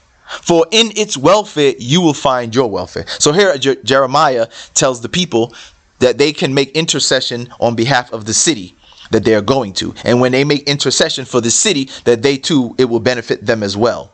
So this proves that making intercession for other people is not something new. It's not a unique idea. It's not a unique concept that only can be left up to Jesus. As in Jeremiah, these people were able to make intercession for the city in which they were being sent to, and they were not considered to be like, special prophets or the messiahs or anything like this. They were exiled people whom Jeremiah said that they could pray to God on behalf of the city. That's an intercession. They are able to pray on behalf of the city, and it will benefit not only the people in the city, but also the people who pray for them.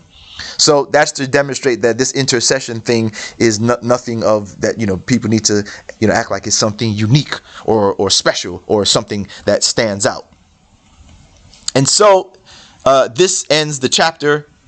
This ends the argument refuting the claim that Isaiah 53 is about Jesus. As you had heard, it clearly is not about Jesus.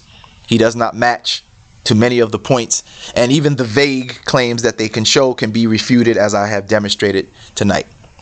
As I said, if you are interested in getting these notes, I would advise you to join my Patreon. The notes that I use tonight they are already on the Patreon. If you join right now, you have access to them. And as I said, those of you who saw this video live, this is the only chance you will get to see this live. After this video is going to be put on my Patreon. I'm going to start putting some video on my Patreon to be exclusive for my Patreon supporters.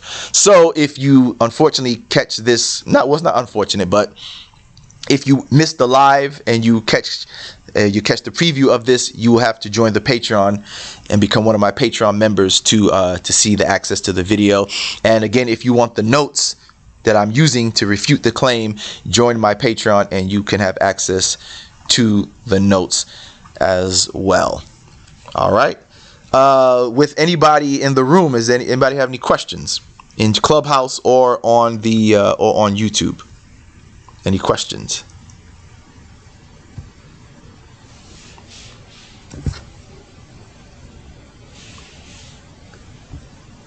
All right. So believe in all of John. Just a moment. Before you speak, just a moment. Let me address somebody on YouTube. So on YouTube, I have what's his name? Juan Leviste, right? You say earlier. You stated that if Christians appeal to Isaiah 53, they have to believe in all of the chapter, not some. If we apply consistency, Muslims no. That's a deflection. What they got to do with a Muslim's claim, right? This has nothing to do with what Muslims claim. So that's off the table. That's a deflection. That has nothing to do with it. Even whether a Muslim is consistent or not doesn't matter. Isaiah 53 doesn't match to Jesus. So it doesn't matter. He's using what they call the U2 fallacy, right? Well, if you guys do it, you too. Well, so what? It still doesn't deflect or take away from the fact that Isaiah 53, that Christians claim is about Jesus, doesn't match Jesus in its entirety, or even in parts, as I've refuted those parts as well. All right. And then his next point, he says, if Muslims believe in all of John chapter 16, they don't. Right? We don't. We never said we did. Then it follows that Muhammad and the Quran are both wrong. It seems you have we don't have a big dilemma at all, because as I said, we don't make the claim, right? That it's not our claim that we have to believe in all of John or any part of John. So that's just a deflection. But pay attention, everybody. You notice in that claim that he's making, he doesn't refute anything that I said. See that? That's why it makes no sense. Right? You see that? Notice all he's doing is trying to turn it back on Muslims. Well, you got to be consistent. You got to be consistent. Even if Muslims are inconsistent, how does that refute the arguments that I showed that Isaiah 53 doesn't match? Right? How does it refute it? It doesn't. All you're doing is deflecting and pointing the finger at Muslims, saying you're inconsistent about something, and that's an alleged claim, right? Even then, it's still an alleged claim, because we Muslims never said that we had to believe, or that we believed in all of John chapter 16 or any of this sort, right? So even if the Muslims are inconsistent, as you claim, what does that got to do with Isaiah 53 not matching Jesus? You offered no refutation. You're just offering the two-key fallacy. So it doesn't do anything. So now we turn to Clubhouse. All right.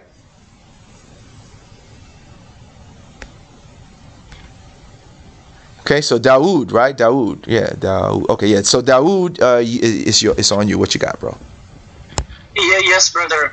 So I have been listening, and my question is, I'm ignorant about the Bible. Is this prophecy about someone if it's not about Jesus? Peace be upon him. And my second part of the question is, was this message, corrupted? Isaiah, this part, was it corrupted, or what's our belief as Muslim? Yeah, these are the two questions. All right, very good, very good. Matter of fact, I did say I was going to address that. I did say I was going to address who is this about, right? Well, from what I've done and learned in my research, it's interesting. The Jews say that this Isaiah 53 is actually talking about Israel itself. That is not really a prophecy at all. In fact, it's just talking about what Israel has been through, right? That's why it starts off speaking in the past tense, saying that he was this, he was despised, he was rejected. People didn't, they hid their faces from him. He was this, right? It's all in the past tense. So the Jewish understanding is that Isaiah 53 is actually about the Israelites themselves.